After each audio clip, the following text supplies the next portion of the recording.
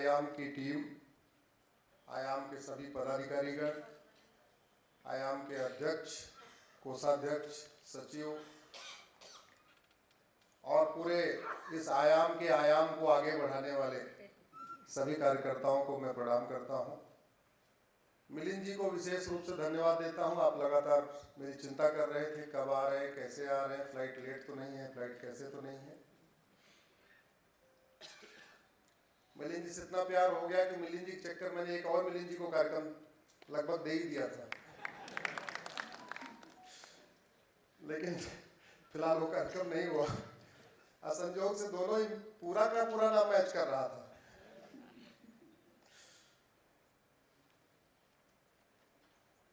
इस पवित्र भूमि को प्रणाम करता हूं, भगवान महादेव को प्रणाम करता हूं, छत्रपति शिवाजी महाराज और संभाजी महाराज को प्रणाम करता हूं।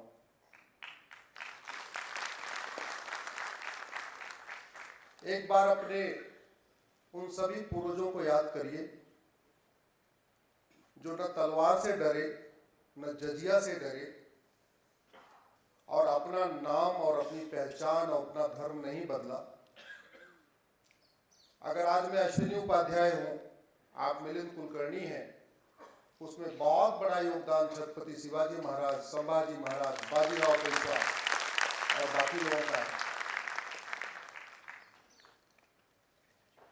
महाराष्ट्र तो राज्य नहीं है, तो राष्ट्र का भी महा है, महाराष्ट्र है। अगर आप देखिए यहां पे एक से बढ़कर एक महापुरुष। आज बाबा साहब की जयंती है, बाबा साहब को नमन करता हूं, वीर सावरकर जी को नमन करता हूं, परम पूज्य डॉक्टर हेडगेवार जी को नमन करता हूं, गुरु गोलवलकर जी को नमन करता हूं और भगवान से प्रार्थना करता हूं कि मुझे इतनी शक्ति दीजिए कि अपने इसी जीवन में मैं उनका सपना पूरा कर सकूं।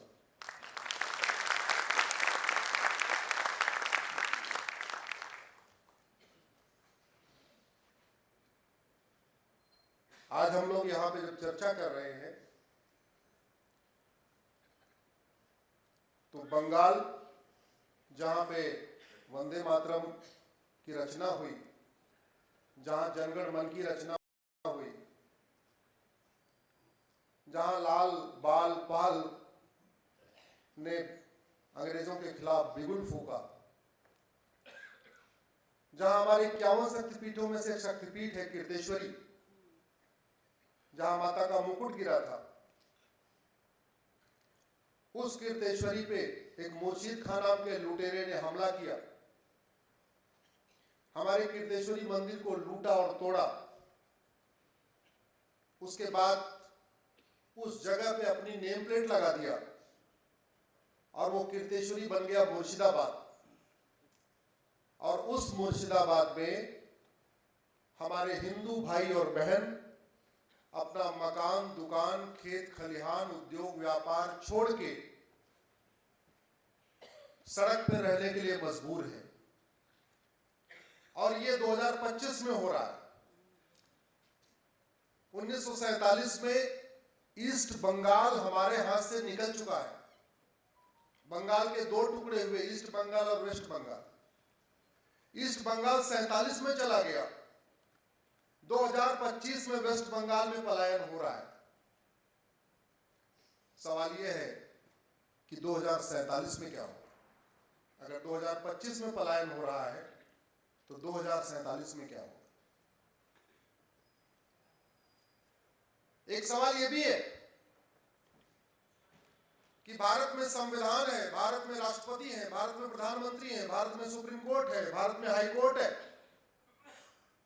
और मुर्शिदाबाद में 30% हिंदू हैं,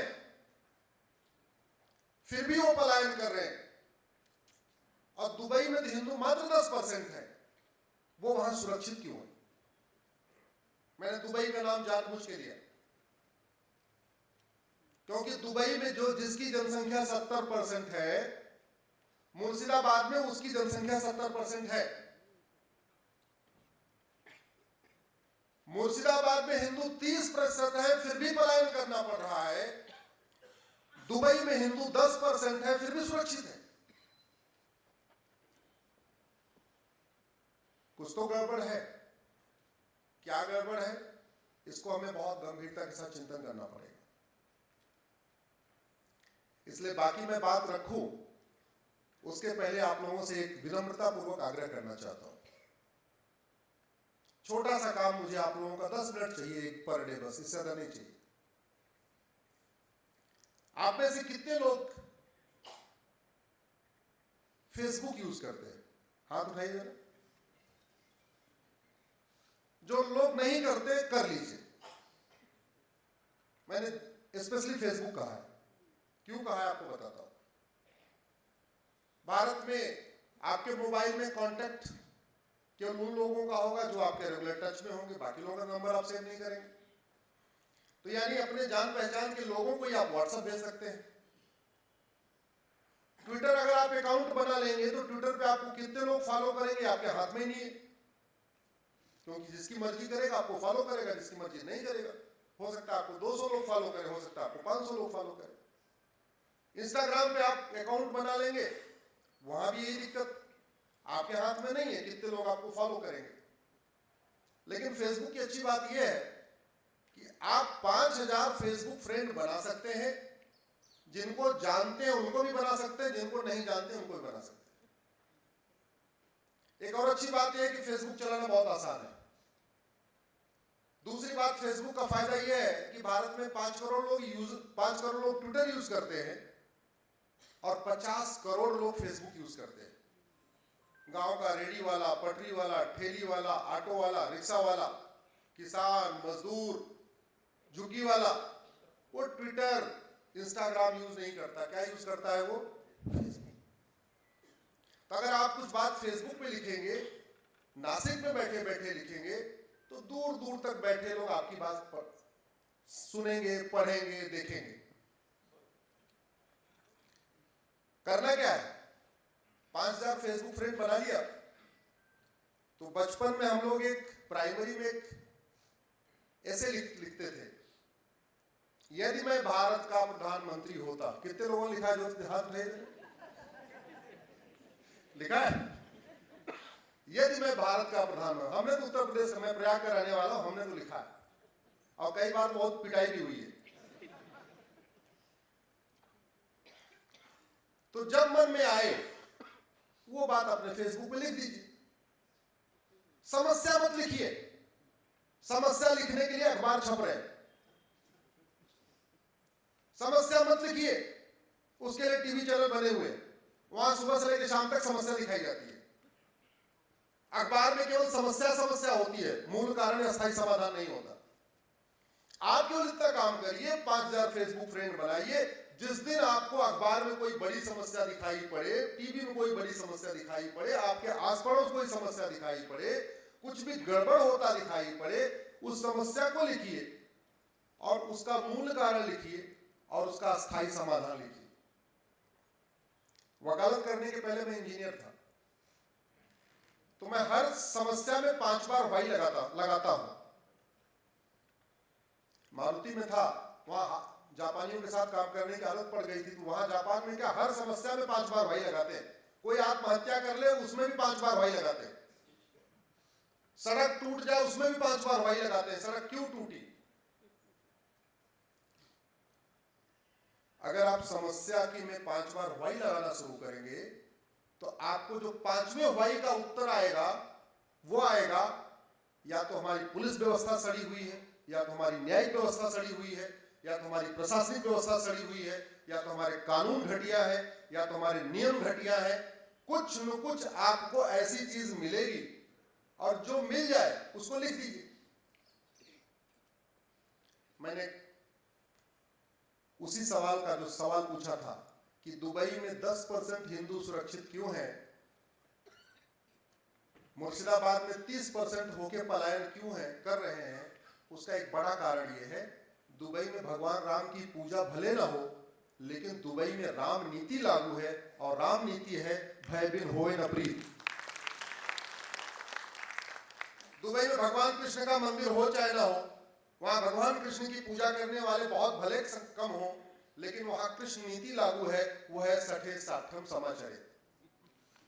दुनिया के जिन देशों में भगवान राम की राम नीति भय बिन होय न प्रीत, भगवान कृष्ण की कृष्ण नीति सठे साठम समाचरित लागू है, वहां शांति है, वहां समृद्धि है, यहाँ खुशहाली है, वहां विकास है, वहां माओवाद नहीं है, वहां नक्सलवाद नहीं है, वहां जिहाद नहीं है, वहां मजहबी उन्माद नहीं है, वहां पत्थरबाजी नहीं है, वहां धर्मांतरण नहीं है, वहां घुसपैठ नहीं है, वहां लव जिहाद नहीं है, वहां लैंड जिहाद नहीं है, कोई समस्या नहीं।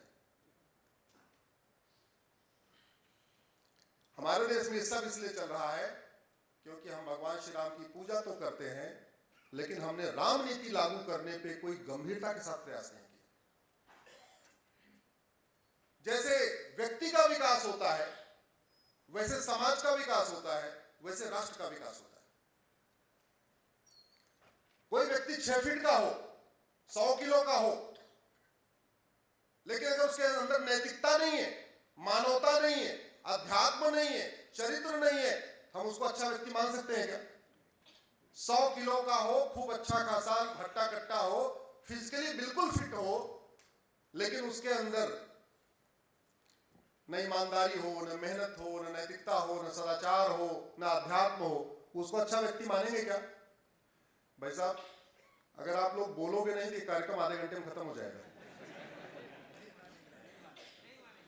और जोर जोर से बोलोगे तो कार्यक्रम जितनी देर आप चाहोगे उतनी देर चलता रहेगा। आपने जवाब देना बंद किया कि कार्यक्रम खत्म हुआ। ये वन वे ट्रैफिक नहीं चलता इधर, दोनों हम संवाद करने आए हैं आपसे। आदरणीय पाठक जी भी बैठे हुए, प्रणाम करता हूं आपको। अकेले आए हैं कि? हाँ, प्रणाम आपको भी। जितने लोग जोड़े से आए हैं सबको मैं प्रणाम कर रहा हूं विशेष रूप से।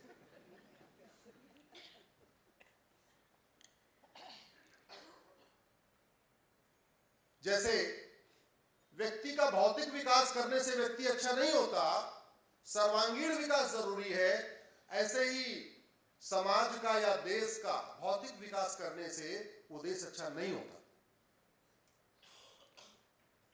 तो अलग अलग डिपार्टमेंट बने हुए हैं, सरकार के अलग अलग आयाम है। मिलिंद जी, आपकी संस्था आयाम है, सरकार में भी आयाम होता है। हमारे देश में इस समय दुनिया में सबसे तेज सड़क बन रही है। कौन है मंत्रालय का मंत्री? गडकरी। दुनिया में सबसे तेज सड़क बनाने वाला मंत्री किसके पास? हमारे पास। लेकिन सड़क बनाने से भौतिक विकास होता है, आध्यात्मिक विकास होता है? जोर से बोलिए जरा। मिनिस्ट्री ऑफ इंडस्ट्री जो काम करती है उससे भौतिक विकास होता है या बाकी विकास होता है? भौतिक विकास। एयरपोर्ट बनाने से भौतिक विकास होता है या नैतिक, चारित्रिक, आध्यात्मिक विकास होता है? भौतिक विकास।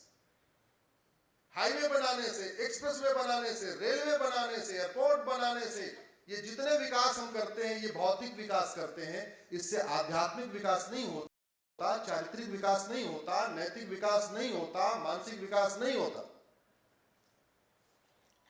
तो फिर बाकी विकास कौन करेगा? उसके लिए भी सरकार में आयाम है। नैतिक विकास, चारित्रिक विकास, आध्यात्मिक विकास, मानसिक विकास के लिए सरकार के पास 3 मंत्रालय हैं। एक का नाम है शिक्षा मंत्रालय, दूसरे का नाम है संस्कृति मंत्रालय और तीसरे का नाम है कानून मंत्रालय।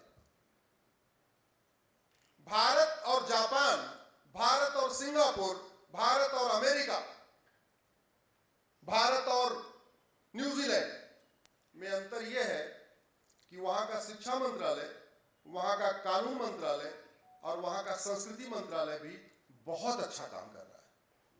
हमारे यहां भौतिक विकास करने वाले मंत्रालय तो खूब काम कर रहे हैं, दुर्भाग्यवश मानसिक विकास, आध्यात्मिक विकास, चारित्रिक विकास, नैतिक विकास, उन पे उतना फोकस करने वाले जो 3 मंत्रालय हैं, उन्होंने सही काम करने की बजाय उल्टा काम किया।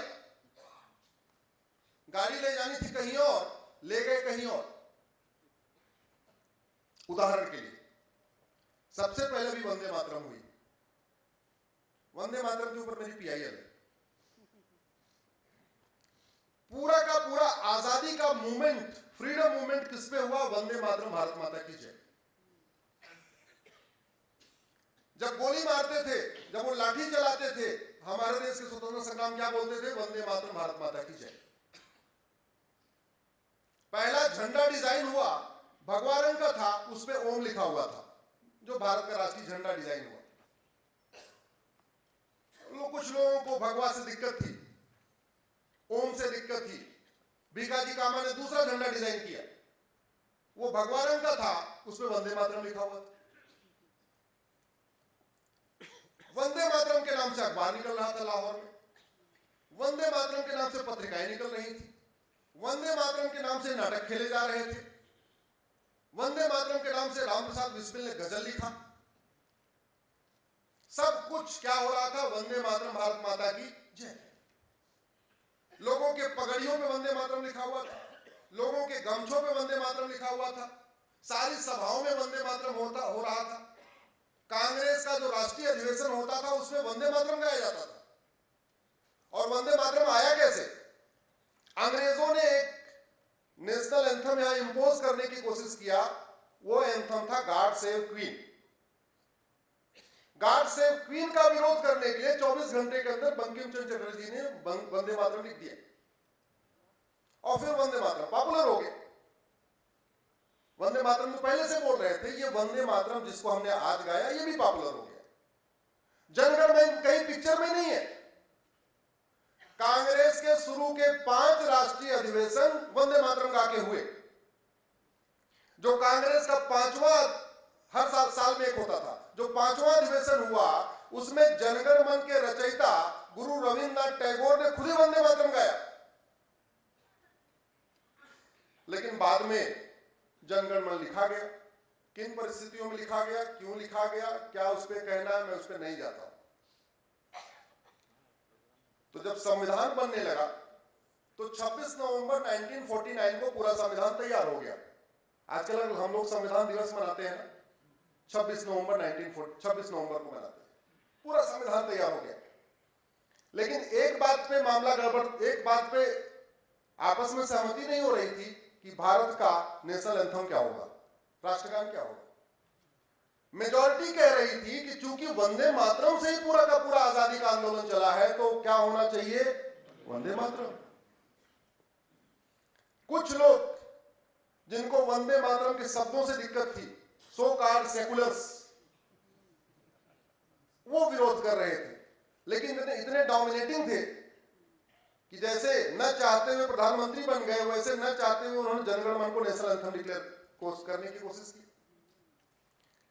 वोटिंग की नौबत आई। डॉक्टर राजेंद्र प्रसाद ने 26 जनवरी से 2 दिन पहले, 26 जनवरी 1950 हम लोग रिपब्लिक डे मनाते हैं ना, उससे 2 दिन पहले 24 जनवरी को एक संविधान सभा की फिर बैठक बुलाई। संविधान बन चुका, संविधान लागू हो चुका, सब कुछ हो गया, मोटी मोटी सहमति हो गई कि वंदे मातरम भारत का राष्ट्रगान है। लेकिन फिर 24 जनवरी को फिर एक बैठक बुलाई गई, उसमें एक प्रस्ताव पास हुआ कि वंदे मातरम और जनगण मन दोनों भारत के नेशनल एंथम है। तो अगर संविधान सभा के प्रस्ताव के हिसाब से देखें तो भारत के एक नहीं 2 राष्ट्रगान है।